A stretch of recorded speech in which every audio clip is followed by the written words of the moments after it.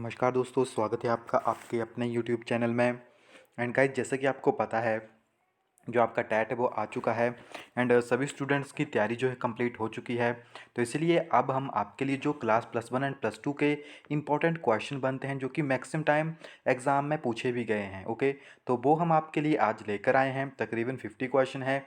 अभी क्लास +1 की हाफ जो बुक है, यानी फर्स्ट वॉल्यूम जो है, उससे ये क्वेश्चन बने हैं। कल आपको सेकंड वॉल्यूम, थर्ड जो आपके पास +2 की बुक्स हैं, तकरीबन 3-4 वीडियो में, यानी आपके एग्ज़ाम से पहले पहले ये इनको हम कवर कर लेंगे। एंड आपके पास एक काफ़ी अच्छा क्वेश्चन बैंक भी हो जाएगा।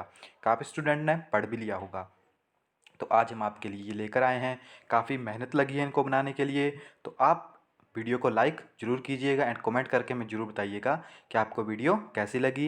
एंड हम आपको एक ऐप के बारे में बताएंगे, जो है आपके पास परीक्षा ऐप, जिसमें आपको काफ़ी एग्ज़ाम्स की टेस्ट सीरीज़ मिल जाती है। तो अगर आप वहाँ पे हमारा कोड यूज़ करते हैं HPTGT50, ओके, HPTGT50, ओके, तो आपको 50% का डिस्काउंट मिलता है। उसका लिंक हमने डिस्क्रिप्शन में दिया हुआ है, तो आप उसमें जाकर एक बार विजिट जरूर कर सकते हैं। ऑल इंडिया एग्ज़ाम के लिए वो प्रिपरेशन करवाते हैं, चाहे आपके पास कोई भी एग्ज़ाम हो। हिमाचल में भी वो JOA यानी junior officer assistant and other exams के लिए भी तैयारी करवा रहे हैं, ओके। तो आपको वहाँ पे अच्छा एनवायरनमेंट मिलेगा। एंड आपको वहाँ पे फ्री प्रैक्टिस के लिए भी सीरीज़ मिलती है, तो आप वहाँ पे जाके फ्री भी उनको देख सकते हैं, ओके। तो आइए इस वीडियो को शुरू करते हैं। एंड आई होप कि आपको ये वीडियो अच्छी लगेगी, क्योंकि काफ़ी इंपॉर्टेंट क्वेश्चन को हमने यहाँ पे आपके लिए कवर किया है, ओके। तो physics important question for HP TET non medical, तकरीबन 50 क्वेश्चन है आपके पास। यहाँ पे मैंने डायरेक्टली आंसर लिखे हैं, जो भी एक्सप्लेनेशन होगी वो आपको मैं साथ साथ में करवाता रहूँगा। तो फर्स्ट है हमारे पास आइडिया ऑफ कैलकुलस। तो कैलकुलस का आइडिया आपको किसने दिया था? वो आपको दिया था न्यूटन ने। नेक्स्ट है हमारे पास प्रिंसिपल ऑफ सोनार। आपने सुना भी होगा सोनार के बारे में, ओके। तो ये कौन से प्रिंसिपल के ऊपर वर्क करती है? तो ये आपके पास वर्क करती है reflection of ultrasonic waves, okay. किस चीज़ के ऊपर वर्क करती है? Reflection of ultrasonic wave. Next हमारे पास बुक है आपके पास प्रिंसेस ऑफ फिजिक्स। तो ये बुक आपके पास किसने लिखी थी? Princess of physics. तो ये बुक हमारे पास लिखी थी अल्बर्ट आइंस्टाइन ने, ओके। नेक्स्ट हमारे पास, आपको पता होगा, हमारे पास 2 टाइप के यूनिट होते हैं। One is fundamental, second is drive. तो आपके पास जो फंडामेंटल यूनिट है, वो आपके पास डिस्टेंस हो गया, मास हो गया, टाइम हो गया, ओके। तो ये आपके पास स्पेशली जो है फंडामेंटल यूनिट के अंदर आ जाते हैं। एंड आपके पास ड्राइव्ड यूनिट कौन से हैं? ओके, तो आपके पास जो ड्राइव्ड यूनिट होते हैं वो होते हैं जैसे speed, volume, force, density, okay. तो ये सारे के सारे जो हैं आपके पास ड्राइव्ड यूनिट हैं, जो कि आपके पास फंडामेंटल यूनिट से बनते हैं। नेक्स्ट है हमारे पास एग्जाम्पल ऑफ पोलर वेक्टर। तो जो लीनियर मोमेंटम है आपके पास, वो एक पोलर वेक्टर है। नेक्स्ट क्वेश्चन है हमारे पास angle between two equal vector. Two equal vector means उनकी जो डायरेक्शन होती है वो एक ही साइड को होती है, यानी टू इक्वल वेक्टर। तो उनके बीच में जो एंगल होता है वो होता है 0 डिग्री का। एंड अगर आपके पास नेगेटिव वेक्टर होते हैं, इट मीन उनकी डायरेक्शन जो है आपके पास दोनों की दोनों अपोजिट साइड होती है। इट मीन वो आपस में 180 का एंगल बनाते हैं। तो आप इस तरह से इसको ईजिली अंडरस्टैंड कर पाओगे कि अगर दो वेक्टर हैं आपके पास, तो उनके बीच में 0 का एंगल होगा, जो कि पॉजिटिव वेक्टर हैं, ये इक्वल वेक्टर हैं। एंड अपोजिट वेक्टर ये नेगेटिव वेक्टर में 180 का होगा आपके पास। नेक्स्ट हमारे पास if resultant of two vector of equal magnitude. आपके पास दो वेक्टर हैं, उनका जो मैग्नीट्यूड है वो इक्वल है, is equal to the magnitude of either vector, then the angle between two vector. तो आपके पास जो वेक्टर होंगे, दो वेक्टर, उनमें कितना एंगल होगा? तो आपके पास उनमें एंगल होता है 120 डिग्री का।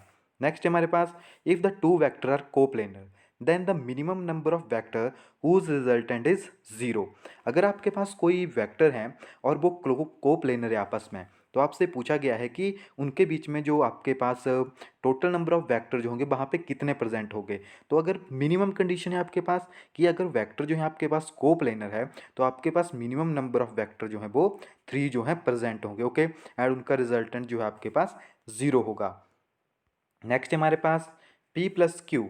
अगर आपके पास दो वेक्टर हैं, P vector and Q vector, and अगर आपने उनको ऐड किया है, तो उनके बीच में आपके पास कितना एंगल होगा? तो हमारे पास एंगल होता है 0 डिग्री का। एंड अगर P माइनस क्यू होगा आपके पास, तो उनके बीच में आपके पास जो एंगल होगा वो होगा 180 डिग्री का, ओके।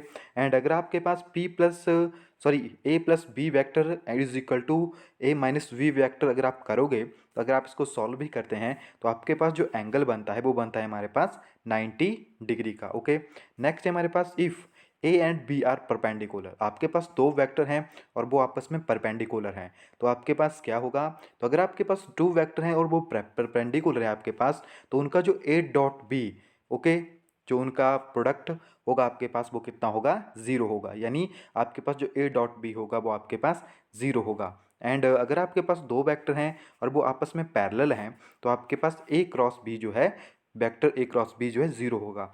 आपके पास न्यूमेरिकल भी सी आ सकते हैं, यहाँ पे आपको दिया होगा टू वेक्टर और आपको बताना है ये आपके आपस में पैरेलल हैं या परपेंडिकुलर हैं, तो आप इन फार्मूले का यूज़ करके वहाँ पे इन्हें कैलकुलेट कर सकते हैं। नेक्स्ट है हमारे पास लॉ ऑफ इनर्शिया। तो लॉ ऑफ इनर्शिया किस चीज़ को रिप्रेजेंट करता है, Newton first law of motion को। नेक्स्ट है हमारे पास if external force on a body is zero, it's, अगर आपके पास कोई बॉडी है जिसमें जो एक्सटर्नल फोर्स है आपके पास वो ज़ीरो है, तो उस बॉडी के अंदर जो एक्सलरेशन होगा आपके पास वो भी जीरो होगा, अगर एक्सटर्नल फोर्स जो है बॉडी के ऊपर वो ज़ीरो है।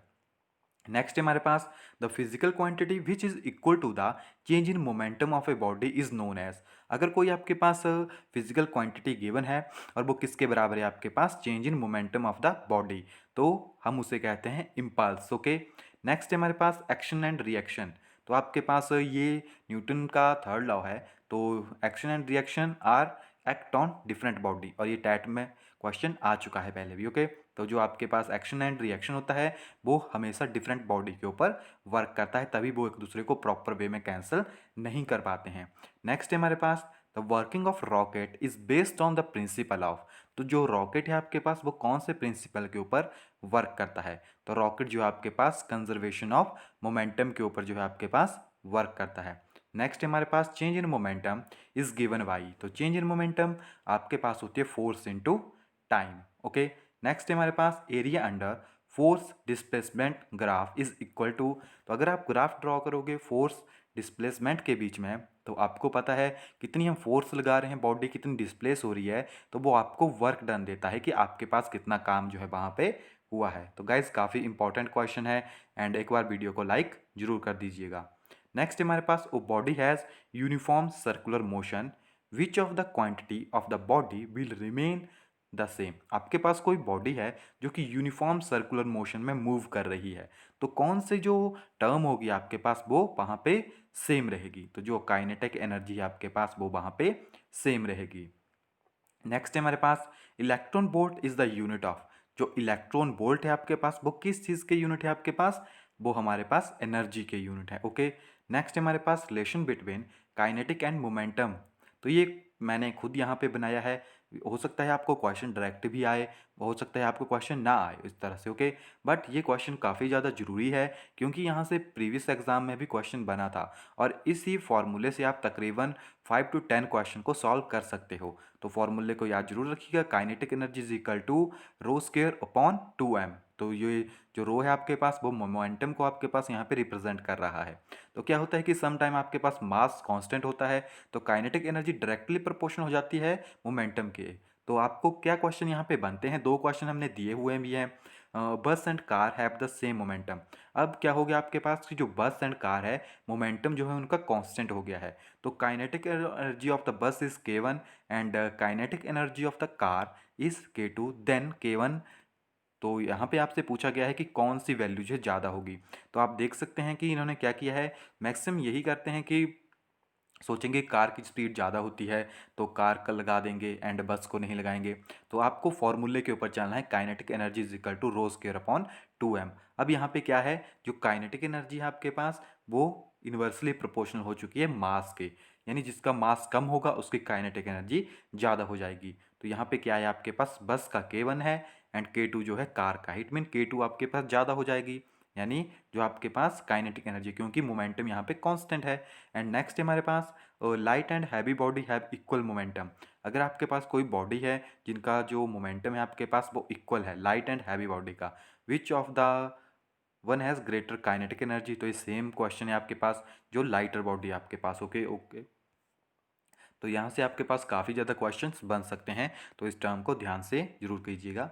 नेक्स्ट है हमारे पास 1 जूल इज इक्वल टू, तो 1 जूल आपके पास बराबर होता है 10⁻⁷ अर्ग के। नेक्स्ट है हमारे पास if the velocity of the body become double, आपके पास कोई बॉडी है जिसकी जो वेलोसिटी है वो डबल हो गई है, तो काइनेटिक एनर्जी के ऊपर क्या इफेक्ट पड़ेगा, वो आपके पास 4 टाइम हो जाएगी। एंड अगर आपके पास काइनेटिक एनर्जी या जो आपके पास उसकी वेलोसिटी है वो 4 टाइम हो जाएगी, तो आपके पास जो काइनेटिक एनर्जी है वो आपके पास 16 टाइम हो जाएगी। ओके, डायरेक्टली आप वी स्केयर से भी इसको याद रख सकते हैं। नेक्स्ट हमारे पास torque acting on a body is the rotational analog of, तो टॉर्क जो है आपके पास रोटेशन एनालॉग होता है फोर्स का। नेक्स्ट हमारे पास the momentum of inertia of a body does not depend upon, तो जो आपके पास कोई भी मोमेंटम ऑफ इनर्शिया है बॉडी का, वो आपके पास एंगुलर वेलोसिटी के ऊपर डिपेंड नहीं करता है, वो डिपेंड करता है आपके पास axis of rotation, mass and axis of rotation. Okay, sorry, वो एक्सिस के ऊपर डिपेंड करेगा कौन सी एक्सिस के ऊपर वो है, एंड मास के ऊपर डिपेंड करेगा, एंड कौन सी एक्सिस के ऊपर वो रोटेशन कर रहा है वो उसके ऊपर डिपेंड करता है। नेक्स्ट हमारे पास momentum of inertia is the rotational analog of, तो जो मोमेंटम ऑफ इनर्शिया है आपके पास वो रोटेशनल एनालॉग है आपके पास मास का।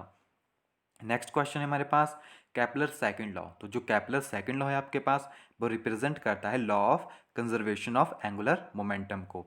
नेक्स्ट क्वेश्चन है हमारे पास the value of ji on a planet, तो जो जी की वैल्यू है यानी आपके पास जो एक्सेलरेशन ड्यू टू ग्रेविटी है 9.8 मीटर पर सेकंड आपको पता होगा, तो एंड अर्थ की जो एस्केप वेलोसिटी होती है आपके पास आपको पता होगा 11.2 किलोमीटर पर सेकंड। ओके, तो एंड जो जी की वैल्यू है 9.8 metre per second, so the value of ji on a planet, तो जो ग्रेविटेशनल या एक्सलेशन ड्यू टू ग्रेविटी की वैल्यू है वो किस चीज़ के ऊपर डिपेंड करती है, तो वो आपके पास डिपेंड करती है mass and size of the planet.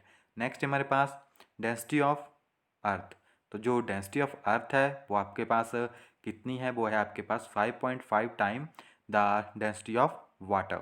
Okay, next हमारे पास मास इज, ये क्वेश्चन काफ़ी टाइम आया इसलिए मैंने डायरेक्टली यहाँ पे डाल दिया है। जो मास है आपके पास वो एक कांस्टेंट वैल्यू है। काफ़ी टाइम क्वेश्चन आता है कि किसी बॉडी को आप पानी में डाल रहे हैं तो उसका मास के ऊपर क्या इफेक्ट पड़ेगा, या किसी बॉडी को आप चांद के ऊपर लेके जा रहे हैं तो उसके मास के ऊपर क्या इफेक्ट पड़ेगा।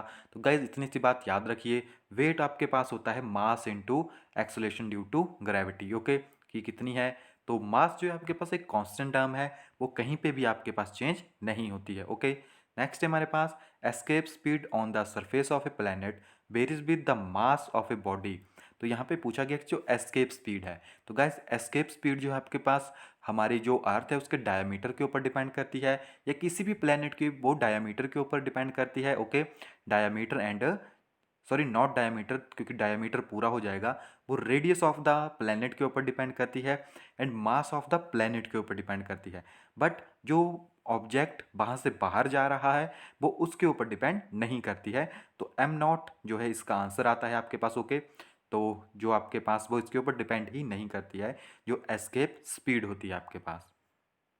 नेक्स्ट हमारे पास earth satellite is moving around the earth in circular orbital, जो आपके पास सैटेलाइट है वो मूव कर रही है अर्थ के सर्कुलर ऑर्बिटल में, तो कौन सी चीज़ जो है आपके पास वो कंजर्व रहती है, तो सैटेलाइट की एंगुलर मोमेंटम जो है आपके पास कंजर्व रहेगी। नेक्स्ट है हमारे पास escape speed of a body on the surface of the planet does not depend upon, तो मैंने आपको जो अभी पीछे बताया था वही यहाँ पे है। जो एस्केप स्पीड है वो मास ऑफ द बॉडी के ऊपर डिपेंड नहीं करती है, वो डिपेंड करती है आपके पास mass of the planet and radius of the planet.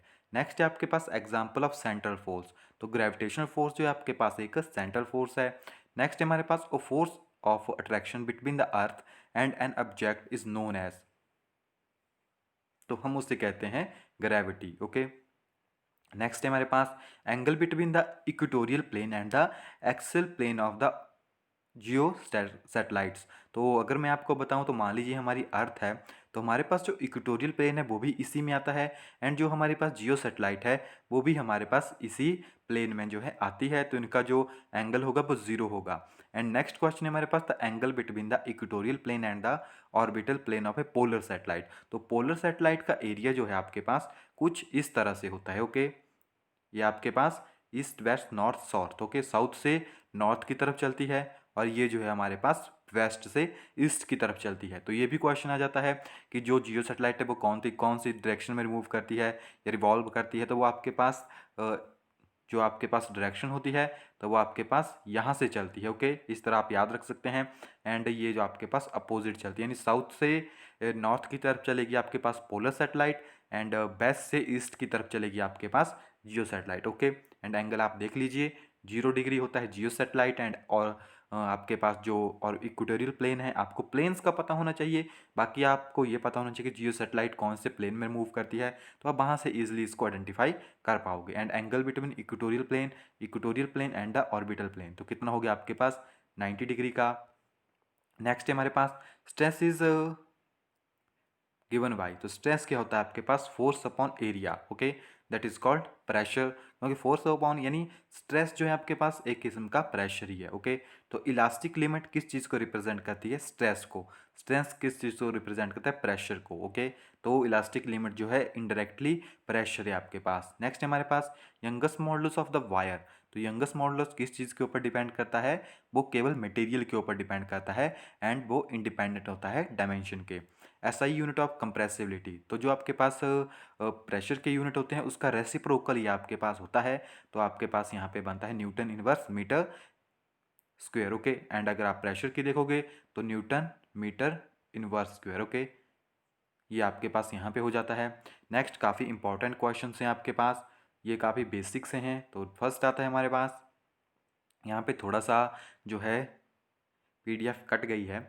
Youngest modulus of elasticity of a perfect rigid body, तो अगर आपके पास कोई परफेक्ट रिजिड बॉडी है, यानी हम उसे कंप्रेस नहीं कर पाएंगे। ओके, यानी परफेक्ट रिजिड बॉडी है तो उसका यंगेस्ट मॉडुलस कितना होगा आपके पास, infinity. Okay, bulk modulus of perfectly rigid body, अगर कोई परफेक्टली रिजिड बॉडी है तो उसका भी आपके पास इन्फिनिटी होगा। Modulus of rigidity of ideal liquid, अगर आपके पास आइडियल लिक्विड है तो हम उसे कंप्रेस नहीं कर पाएंगे, तो जो उसकी रिजिडिटी होती है आपके पास वो ऑलवेज ज़ीरो होती है। एंड नेक्स्ट हमारे पास होता है for ideal liquid shared modulus is, तो जो शेयर्ड मॉडुलस आपके पास होता है वो होता है zero. And work modulus is, तो वर्क मॉडुलस से आपके पास वो होता है, sorry bulk modulus not work, तो बल्क मॉडुलस से आपके पास वो होता है इन्फिनिटी। तो यहाँ पे फर्स्ट पार्ट जो है मैं कवर करता हूँ 50 क्वेश्चन, काफ़ी इंपॉर्टेंट क्वेश्चन है। ओके, तो यहाँ पे क्वेश्चन कवर होते हैं, आप इनको जरूर पढ़िएगा। एंड आई होप कि यहाँ से आपको काफ़ी क्वेश्चन एग्जाम में देखने को मिलते हैं, अगर आपका एग्ज़ाम जो है हाई लेवल का आता है। अगर लो लेवल का एग्ज़ाम आता है तो वो काफ़ी इजी क्वेश्चन होंगे, बट पॉसिबिलिटी नहीं है क्योंकि हर एक टेस्ट का लेवल जो है डे बाई डे हाई हो रहा है। ओके, सो मिलते हैं नेक्स्ट वीडियो में, तब तक के लिए thank you, have a nice day.